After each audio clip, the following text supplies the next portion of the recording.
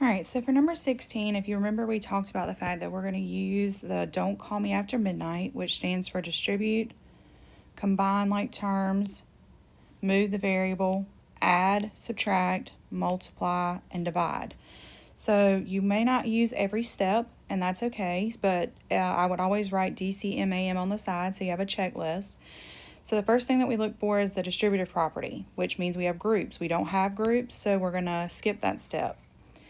The next step, we're going to combine like terms. Now, when we combine like terms, we can only combine the left with the left and the right with the right. We do not go across the equal sign yet.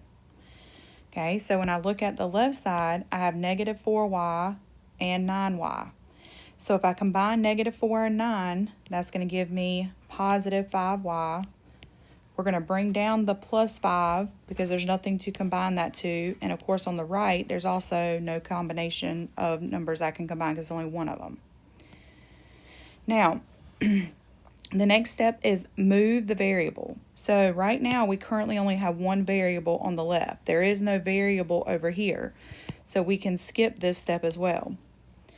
So now we're going to add or subtract. So we have plus 5, so we're going to subtract 5.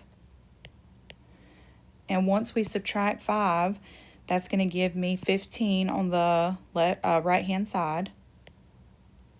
So I have 5y equals 15.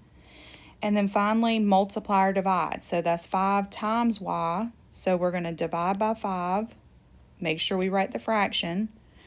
And once we divide by 5, that's going to leave me with a single variable y. And that single variable y is now going to be positive 3. And you can also check your work to make sure you are correct.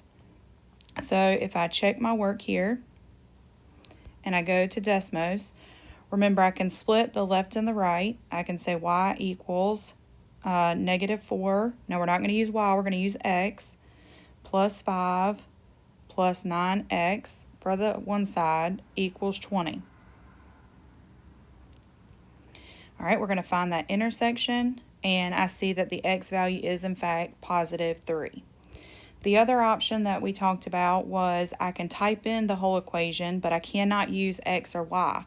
So I can put in negative 4. I'm going to use the letter A. It doesn't matter which one you use, just don't use x and y. Plus 5 plus 9a. And instead of using the equal sign, you're going to use the similar symbol, which is the squiggly. And that equals 20. And of course, then it gives me that a is equal to 3. So that's a way to check your work as you're going through.